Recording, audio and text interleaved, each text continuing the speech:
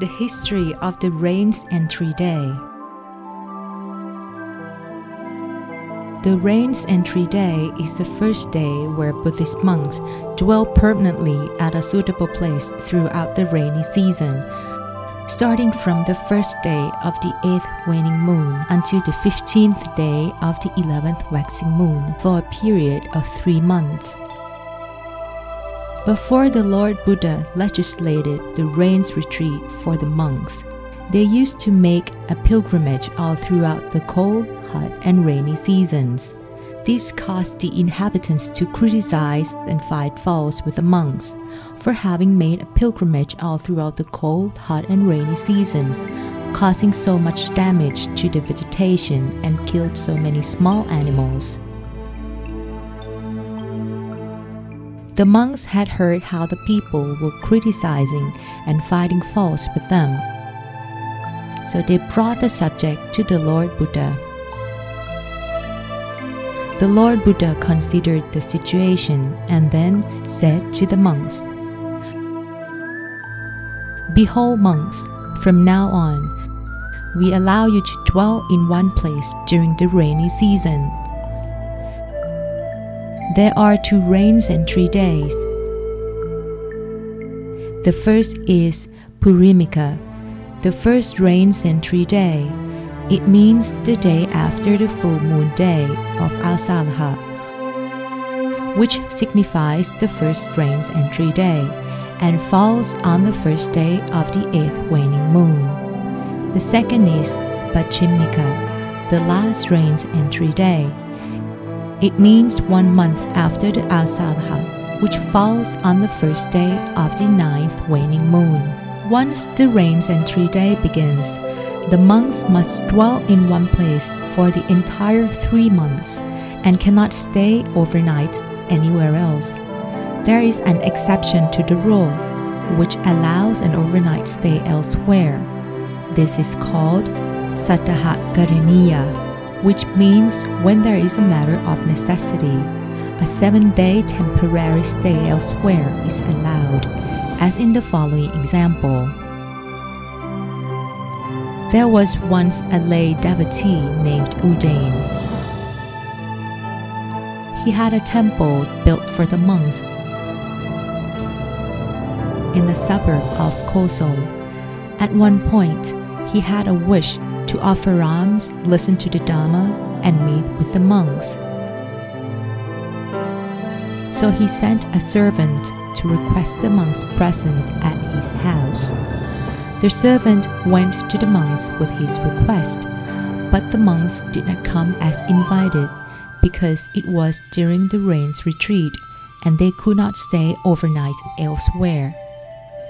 The servant returned to report the situation to the lay devotee.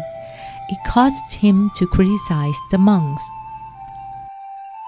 They did not come as requested, in spite of the fact that I am a lay devotee. I've built a temple and supported the Sangha all along. The criticism had been relayed to the monks, so they told the Lord Buddha about it. For that reason, the Lord Buddha allowed an exception. When it is a matter of necessity, a temporary stay of 7 days elsewhere is allowed. There are 5 matters of necessity as follows. First, a lay devotee wishes to offer alms and listen to the Dhamma and sent someone to make a request. The Lord Buddha made an allowance only when there was a request. Where there is no request, it is not considered an exception. Second, when a fellow monk or novice becomes ill, terribly anxious, having wrong views, risks committing a religious offense, and wants to purify himself according to the Dhamma discipline, this is considered an exception.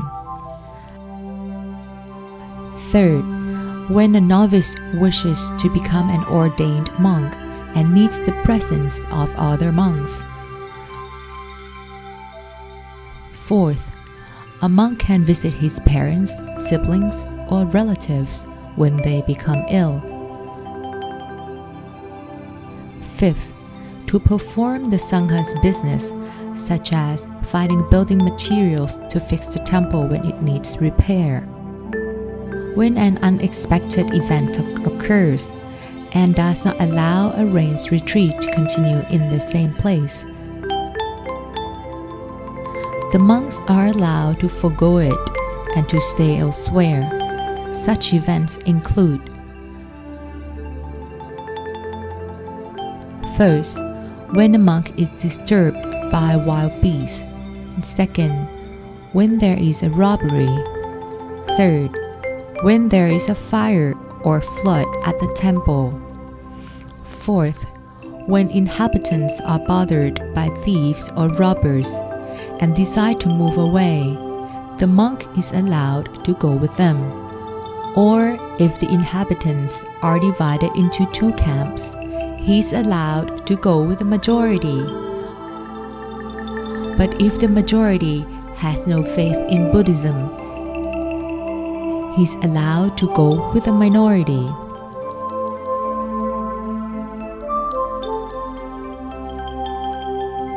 Fifth, when there is a shortage of food or medicine or lay individuals to support the Buddhist faith, the monk is allowed to leave. Sixth, when someone tries to tempt the monk to disrobe by offering him land, wealth, and a daughter, he is allowed to leave the area. Seventh, when there is a possible division of the monks, or someone is trying to make it happen, or the division has already occurred, he is allowed to go and alleviate the situation. The place for the rains retreat should be conducive to the Dharma practice. For example, it shouldn't be too far or too close to the community. It should have access to easy communication. It shouldn't have a lot of traffic during the day. It should be quiet and peaceful at night. It should be devoid of any disturbance. It should be a place conducive to monks who desire solitude and peace. Certain places for the rains retreat are allowed under special circumstances.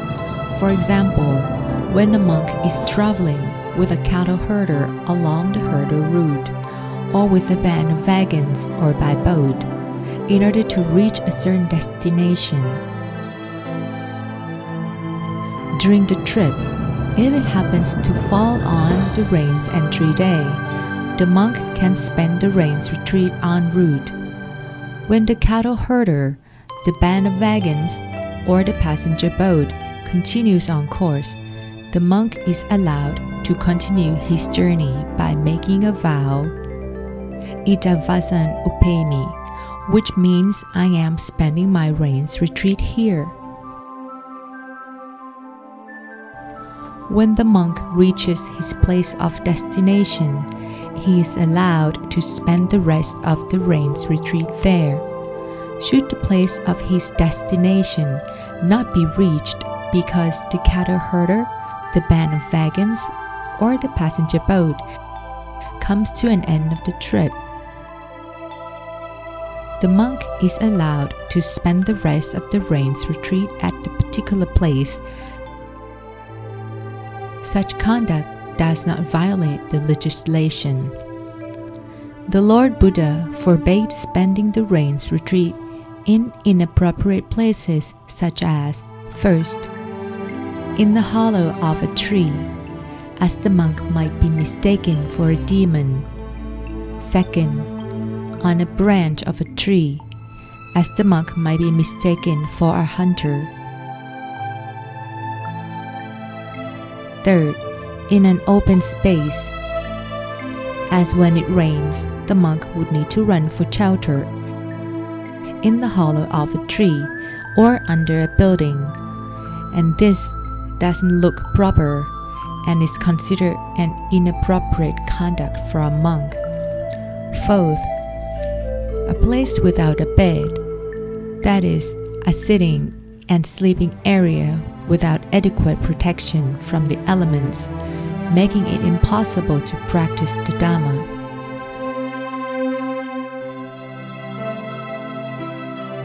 Fifth, in a ghost haunt or a hut in a corpse yard built in the old days, as the monk might be mistaken for an undertaker.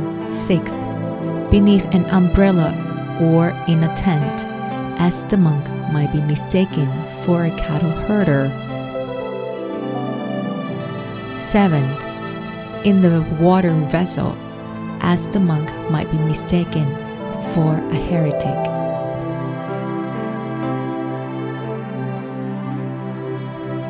We've now learned something about the history of the Rains Entry Day.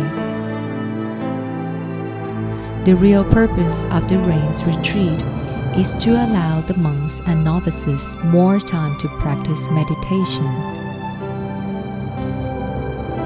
As ladies and gentlemen devotees, we can determine the boundaries of our Rains Retreat by concentrating on the seventh base at the center of our being. Let's keep our mind still within its perimeter at all times, and we will attain the Dhammakaya within this Rains Retreat.